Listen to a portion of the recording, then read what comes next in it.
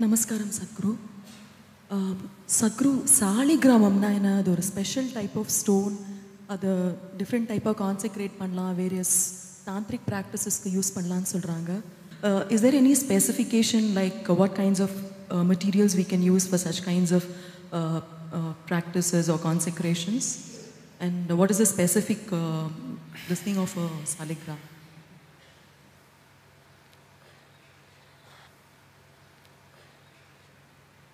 Saligram, generally what you find in the stores is mostly an egg-shaped stone. Children who could not buy marbles used to pick stones in the rivers and play games with it, you know. Yes? Children who can't buy glass marbles went to the river and picked up round-shaped stones and started playing with it. And somebody made a simple game a very serious thing. So most of the saligram that you see are just stones without any particular… They're just nice stones.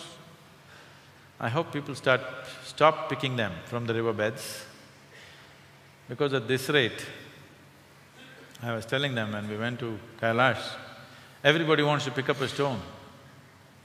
There was a time when people were walking from here, from Tamil Nadu, people walked all the way to Kailash. If 10 people started off, only 2 people came back.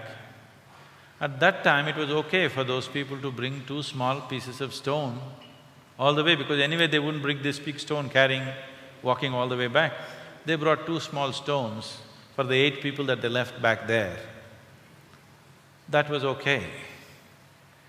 Now you're going in vehicles very comfortably and you want to load up bagfuls of stones and come home. At this rate, I was just telling them, if this happens in a few years, the whole of Kailash will be in Tamil Nadu. We're transporting the whole mountain piece by piece.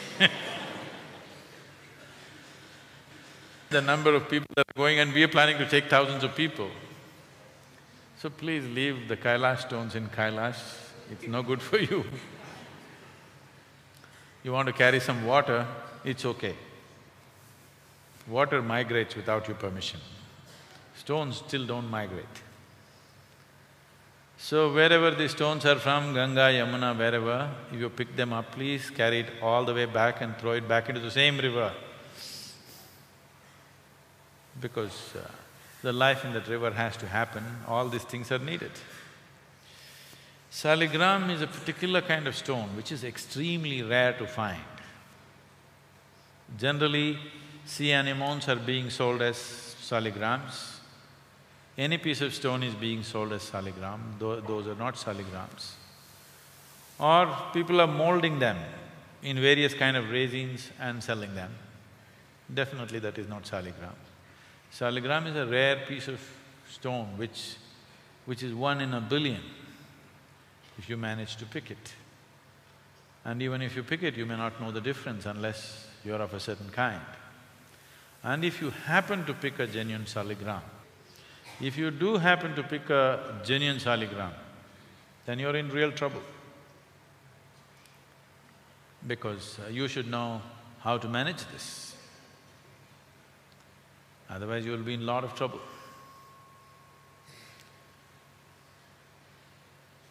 It can also make your life if you know how to use it.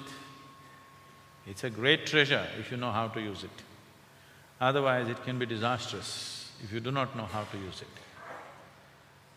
People who are living in family situations, simple lives without much discipline, without much focus, without much awareness, should never ever keep a saligram in their home. If they do, they could go through any amount of turmoil. We have seen such families. Somebody, 2, 3 generations ago, your grandmother, grandfather, somebody brought a saligram, they made their life out of it. But after they died, the next generation do not know how to keep it, and those families go through such turmoil and such horrors which are unimaginable, because they simply do not know how to manage the energy. It is like you have a powerhouse You have a power generating source in your house and you don't know how to manage the energy and you will be constantly in trouble, isn't it? Whatever you touch, you will be in trouble. So this is just like that, it's a tremendous power storehouse of energy. It is like a mini cosmos. It is a microcosmos in its own way, because it carries the same type of energy as cosmos would in its magnified version. So, this thing about seeking ekamukhi, seeking saligrams, please leave these things alone. This is not genuine spiritual process. This is souvenir collection, you know. Wherever you go, you want to pick up something and think this is sacred, that is sacred. Everybody wants a ekamukhi. You yourself have many faces. When you have many faces, if you wear a ekamukhi, you're asking for trouble. If your whole life is just one-pointed and then you wear it, it's a great thing. Your life is going in different directions, you're playing many roles, you have different faces for different people that you see in your life, don't you? Don't you have many faces, I'm asking? When you have many faces, if you wear a ekamukhi, you're looking for trouble, just like that. Stop looking for these fanciful things. There is something that you can do with this one, let's do that.